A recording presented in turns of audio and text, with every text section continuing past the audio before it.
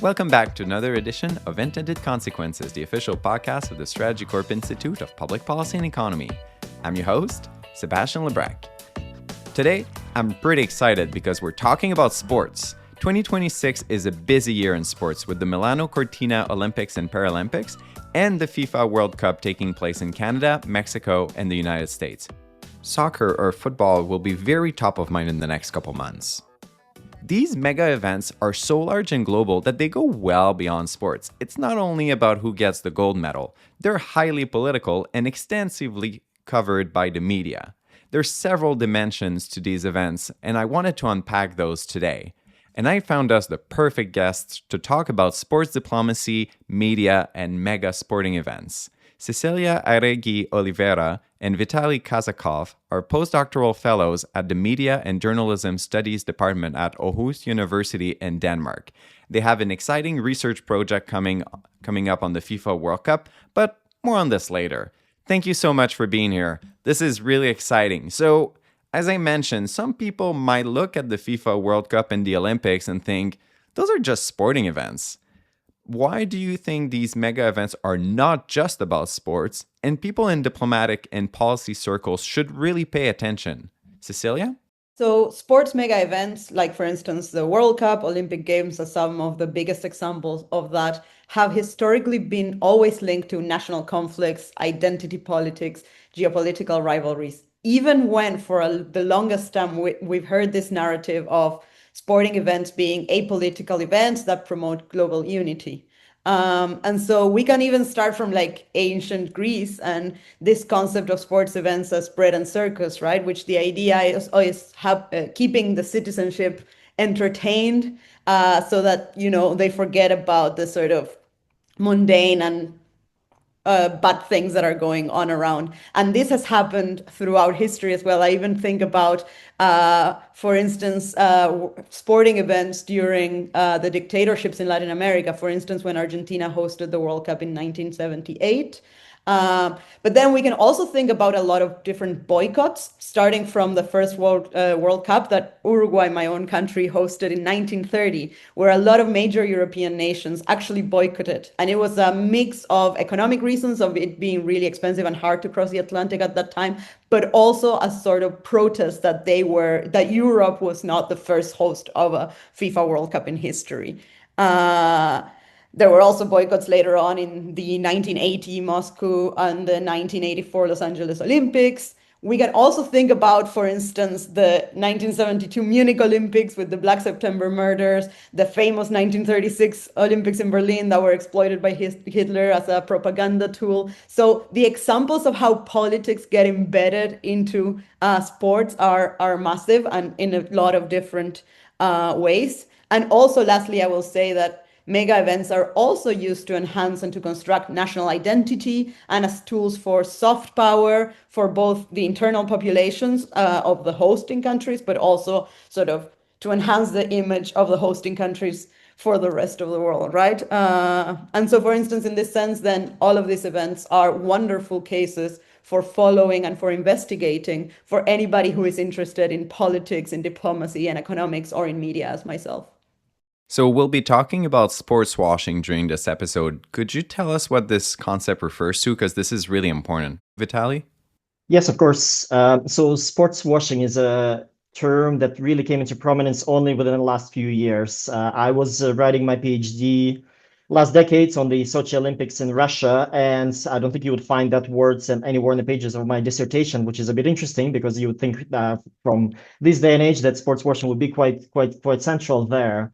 Ultimately, it describes this idea that authoritarian regimes or other problematic actors wash their dirty reputation because of allegations of human rights abuses or other kinds of social problems in a country. And they use something that is seen as pure, like sports. Of course, sports is associated with ideals of peace, cooperation, community, coming together, family connections, and so on. Commentators see that these ideals are being exploited by nefarious actors in these cases. So when we think about diplomacy, we first and foremost think about international relations, ambassadors, heads of states. In the context of sports diplomacy, things are a little bit different. Vitaly, your recent work argues that non-state actors like athletes also matter. Could you tell us more? Yeah, absolutely. I think the traditional approaches to sports diplomacy highlight that it's the heads of states basically talk to each other, and these events provide them the opportunity for bilateral dialogues at the sidelines of these events. But I think what we really need to pay attention to is that diplomatic activity happens at all levels of contacts, and this kind of events provide plenty of opportunities for interaction between different kinds of people, different kinds of actors. So, as you've said, star athletes, teams, for example, All Blacks for New Zealand is a prominent nation brand, essentially, and one of the most visible symbols for the country of New Zealand. But also regular fans traveling to other cities and countries, carrying their flags, waving them around, and in the process, showcasing their traditions, cultures, values along.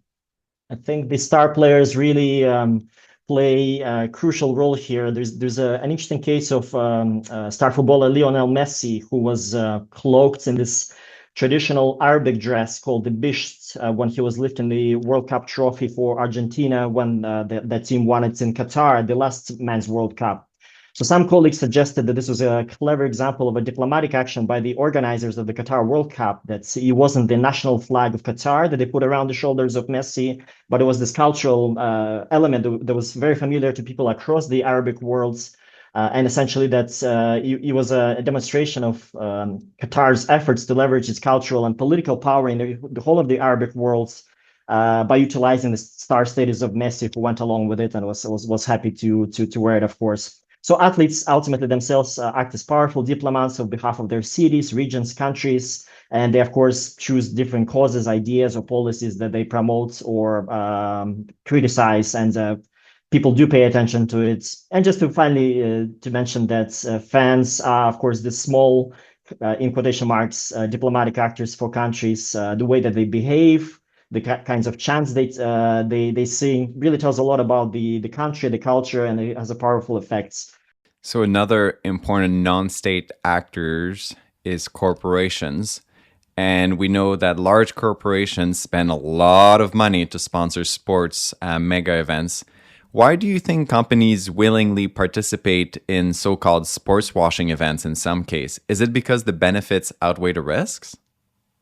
It's a good question, and I think an important point to make here is that these corporations or other actors who invest in these kinds of events definitely will never say that they are doing, in quotation marks, sports washing. They will simply say that they are doing their best to promote their interests and pursue their goals, to sell their products or whatever it is. And I think ultimately it does come to the point that I was making earlier about the symbolic power of sport and its power to attract audiences, to attract attention, and the positive values that I associate with it. So yes, I think, as you say, I think it might be the case that the benefits of sponsoring these kinds of events, even if there is some controversial narratives that are attached to them and they're getting criticized by from a variety of angles, ultimately it does come down to the popularity of sports, and the audiences only get bigger from year to year. These events get bigger as well. So as do profits and commercialization of sport in general. So the media is a huge piece of this sports diplomacy and sports washing discussion because, that's ultimately one way that it gets conveyed to the population. So we know that traditional news outlets are struggling and newsrooms are shrinking. Alternative media, on the other hand, is more prominent now. So how do changes in the media landscape influence how the media covers sports mega events? Cecilia, you're a former journalist, so I'm sure you have a lot of thoughts. Yeah, of course, this is a difficult question to give just one broad answer to because it really depends on the media house, on the resources of each media house, also in the context of the country that a media house belongs to and the context on the event that their cover is happening in. But it is true that broadly speaking, newsrooms are shrinking. There are less resources for traveling. There are less correspondents on location. There is much more reliance on social media, on citizen journalists, on influencers, even on press officers of sports teams, etc., etc. And so what we see, actually, there is a recent study that compares sports news in 36 different countries, including Canada, Mexico, the US, but many others across the world. It was actually led by Mireia Marquez Ramirez and colleagues from the Journalistic Role Performance Project. And what they show is that sports news tend to be very interventionist. So there's a lot of interpretation and opinion from the journalists, but also very high on infotainment. So there's a lot on emotional language, a lot of sensationalistic, a lot of sort of for the sake of entertainment, right? And very low on the watchdog role, especially if we compare sports news to all other type of news. And there are also, which is interesting for me, not major differences between those countries, those 36 countries, in those sort of performance of sports news and in sort of what type of indicators we see. However, this was done on sort of a normal year, so to speak, with no major World Cup going on. And so I think when these major events happen, especially as we saw, for instance, in Qatar 2022, where there was a lot of, yes, this narrative of sport washing was in many ways also highlighted by the media, especially in Europe and maybe North America, not as much necessarily in other parts of the world. But there seems to be a much higher watchdog performance from at least some nations when there are these major events, and especially when these major events happen in tense geopolitical moments, as is the case now of the World Cup coming up between hosted by the USA, Canada, and Mexico together, right? But it is also when journalists and media think about how to cover these events, it is also about striking a balance. This is what we were talking to some Danish sports journalists recently in a seminar me and Vitaly organized. And what they were saying is that there are large audiences that are still definitely not interested in the coverage of politics around sporting events. They would just prefer the entertainment and the sporting angles. And so it's balancing the audience preferences and expectations, because this is also what sort of leads to clicks, which leads to sort of money for media, but also sort of balancing that with sort of traditional journalistic roles of watchdog or investigator. And that balance is, again, very much dependent on the media house, how they are sort of funded, and the sort of national context that they sort of cater to. So you mentioned the watchdog. So let's stay on that topic for a minute. Obviously, these sporting events, sometimes people are not happy about them for XYZ reasons. Sometimes, workers die when they build stadiums. So how does opposition to these mega events get covered by the media? Yeah, this is always one of the sort of key narratives, or it depends on the context, but it has often been a key narrative in media leading up to these events. For instance, we are currently doing a sort of analysis of mainstream media in Mexico and in Canada ahead of this coming World Cup. And we can already see how in both countries, sort of these threats to possible boycotts and protests is a recurrent sort of narrative in the media. In Mexico, for example, the context that I am analyzing more in detail, different unions and civil society groups like transport or connected to teaching and education, they are threatening to boycott the World Cup if the Mexican government is not willing to negotiate on their terms. So often also these sort of groups use it as a sort of way to leverage, I guess, some power, and that comes with protest, boycotts, etc. But also, for instance, when I was a journalist and I was covering the 2014 World Cup in Brazil, there were really large-scale protests by citizens, Brazilian citizens, and they were angry and complaining that the public transportation prices were rising, just general living conditions were getting more expensive and just harder to get by, while at the same time, Brazilian government was overspending on building these gigantic stadiums in the middle of the jungle that would never get used after the World Cup would leave. So I think this has always been a sort of some sort of tension of different sort of local groups in each hosting country protesting different things and the media covering that. And then, of course, I mentioned also at the beginning that boycotts from nations deciding not to participate for different political reasons is also another angle of protesting that the media also covers. So you mentioned that you hosted a workshop with researchers from Denmark. What's interesting is that Denmark is not in the World Cup. So it begs the question, what are they going to cover? But I think more generally, is there a difference in how media covers an event if their national team is or isn't in the competition? Or perhaps they're just really bad? That is a good question, actually. If you think about it, because if newsrooms are shrinking, etc., and then each sort of newsroom can send one or two people maximum to a World Cup, and the country that that media belongs to is playing and participating, most of the resources will go to following that team, to following the games, to following the training. And what happens is that when a team is out of the competition, like what happened in Denmark this year, what the Danish journalists we were talking to were telling us was that in a way, it frees up their time to explore other angles in the coverage of the event rather than having to, yes, follow their team, how the game went, talking to their own coach and their own players, etc. Of course, what would happen in other smaller countries with less resources like Uruguay might be the case that maybe they don't, if Uruguay were not to play, luckily we are, maybe they wouldn't even have the resources to have a journalist and they would just rely on news agencies, etc. for the coverage. But Denmark, being a small country, but still with very good resources for sending people to these big sporting events, will still have people on the ground, but that are freed up to explore other angles, including, for instance, the politics and sport washing angle, the geopolitical tensions between the different co-hosts, maybe other teams and how they're doing, maybe profiles of some relevant figures, etc., but less tied up to the day-to-day, how is our team doing? Vitaly, I think you also wanted to say something here. Yeah, no, I think to pick up on your discussion of the Danish media, we had a very interesting case of the Norwegian journalists and the Norwegian media environments in the context of the Qatar World Cup in 2022, when the Norwegian men's team did not qualify for the tournaments. And in fact, it was the Norwegian media who were really leading the international debates and public discussions and running investigative journalistic reports on sports washing in the case of Qatar.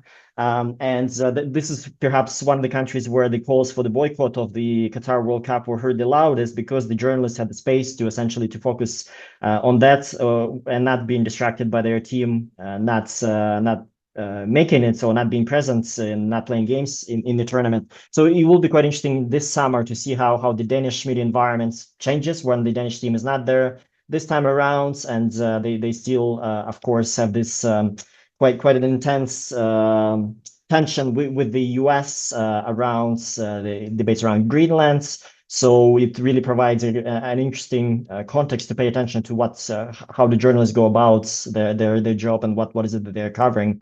That's very interesting. So we had a conversation offline before the recording about the relationship between media and sports and how they shape and influence one another. And I thought that would be very interesting for our listeners. So what can you tell us about this relationship? I think one of the key points here is that the scale that events like the Olympic Games or football World Cups achieve in this day and age is largely due to the media. The way that huge audiences around the world. I think FIFA was presented statistics that the last World Cup was ultimately reached something like 5 billion people around the planet in its duration.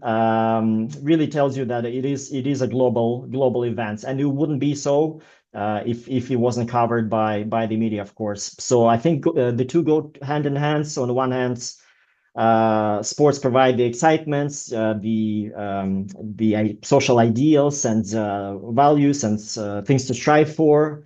And on the other hand, of course, the media make it possible to bring that excitement to people around the world. I wanted to add also that this process, right, has a name for us researchers anyway, which is called the mediatization of sports. And mediatization also happens in other realms like politics, etc. But basically what that means is that it's like a process in which the institution of sport becomes fundamentally dependent on and deeply influenced by the mass media. So media logics also shape changes in sport, because if we want to keep televising World Cups and Olympics so that 5 billion people around the world watch it, and then we can also commercialize it, etc., because it's much more people that are hooked on the broadcast and on social media that own location in those cities and in those countries where the games are playing, then media starts having power that starts reshaping what sporting decisions are made in relation to how the events are hosted, when are the games played, what time of the year or time of day is best to have them televised, etc., right? So I think one of our key points in our project is actually to show how the media is quite embedded in how these events are thought, carried out, and also experienced, obviously. Yeah, oh, that's a good point. That kind of reminds me a little bit of the USA Canada gold medal game for Milano Cortina at hockey, that they made sure that, you know, it was not in the middle of the night so that North Americans could watch it. I remember having breakfast while watching the game. Usually it's chicken wings at night. So as I mentioned at the start of the show, you're going to the FIFA World Cup as part of your research project. So I want to ask you about the event for my last two questions. Do you think the geopolitical tensions between Canada, Mexico, and the United States will shape or have shaped the World Cup in any way, shape, or form, Vitaly? Yes, I think they do shape each other in a profound way. In the case of the football tournament this summer, the way that the organizers were originally pitching it was for it to be a united tournament. It was called a united bids for the three North American co-host countries. And I think we've seen in the build-up towards these tournaments that unity is not very clearly profoundly manifested. Instead, we see a lot of tensions across the borders between the three North American co-hosts, not to mention other participants in the tournaments. For example, like the case of Iran, who is supposed to be playing games in the US, and there was huge questions about their participation and where they're going to be actually staying and how safe they will be and so on. And as part of our media analysis leading up into this tournament, paying attention to what the Canadian and Mexican press are writing about the tournament coming up, I think one of the things that we've picked up, there were some storylines in the Canadian outlets discussing the issues such as Canadian sovereignty in the context of this World Cup. There were stories about the presence of ICE agents on the Canadian soil in Canadian host cities, and various commentators, journalists, university colleagues, and geo professionals, they were basically emphasizing the point that the presence of the ICE agents really makes residents feel unsafe, and perhaps even being scared to go to the matches here on the Canadian soil, not to mention in the US itself. So yes, I think this kind of event definitely provides an opportunity to, on the one hand, celebrate the partnerships and the long tradition and neighborhoodness of the three countries, but at the same time, it provides opportunities to share concerns about the politics of the other countries as well. Also, if we think about Mexico and the recent tensions, ongoing tensions since Trump's first presidency, in relation to the famous wall, in relation to sort of, you know, the way in which Mexican and Latin American immigrants are portrayed, sort of in political narratives in the US, etc., has been very tense. And again, it contrasts very much with the sort of united as one bid that was supposed to be this World Cup. And I think Mexico's identity has historically been tied to sort of being the smaller, less powerful neighbor to the south of the US. And when it comes to football or to soccer specifically, we can see sort of how Mexicans use that as a way in how they can become more powerful than the US in a way, because if we talk about football or soccer, Mexico is the country with the more historied sort of line of football participation,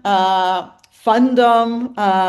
They are the first country ever to host it for the third time. And so we see in the media how they use that constantly as a narrative to sort of position themselves as the worthy big hosts of this World Cup, even though it is the US that is taking most of the games, most of the attention. And then the last thing I wanted to mention here, because it's another big discussion going on, is about the Mexican and Latino population in the US, who are indeed a really big part of the football supporters there, of the soccer supporters there. However, between the really, really high price of attending the games and the harsh stance on immigration that is going on, there is this narrative of a lot of these people are not willing to go to the stadiums because they're scared of being seen on camera and then persecuted by ICE agents, but also because they cannot afford it. So in a way, I think all of these different layers really, really shape that sort of that tension between hosts. It sounds like you're going to have a lot of content to unpack and research during your visit to Mexico and Canada for the World Cup. But perhaps for my last question, taking a bit of a step back, perhaps, let me ask you, what are you the most excited about for the World Cup as a researcher and or as fans, really? So I've experienced previous big sporting events when I was a journalist, and also sort of as a fan and spectator in my personal time. But this will be the first time I go into the World Cup as a researcher. And for me, the opportunity to be there and doing fieldwork, talking to people, interviewing and doing focus groups with supporters and seeing how they see all of this different things we've been talking about, all the complex sort of context in which this event is happening, actually is really exciting to me, because I think it's a completely different way of engaging in the event and one that I have not experienced before. Vitaly, what about yourself? No, same here with me, really, about the sense of excitement and having a wonderful opportunity to experience it as a researcher this summer. I know that the Canadian cities really do come alive during this large-scale sporting events. I was working at the Vancouver Games in 2010, and it was a special time for the city. Likewise, in the previous Football World Cups, even when Canadian men weren't playing before the Qatar World Cup in the recent history, cities like Toronto became really that much more vibrant than they even usually are. Probably because Canadians of different national backgrounds come out and cheer for their second teams or their first teams, whichever way they see it, be it in Koreatown or in Little Italy or in Little Portugal. So now that this new tournament is here and Canada is co-hosting and the Canadian men's team is strong and has a decent chance at progressing further, I think it will really be exciting to see how Canadians celebrate their various identities. And it will be great to see how Toronto and Vancouver try to become nice hosts to this huge global party, and perhaps try to outdo in terms of niceness and so on some of the neighbors to the south.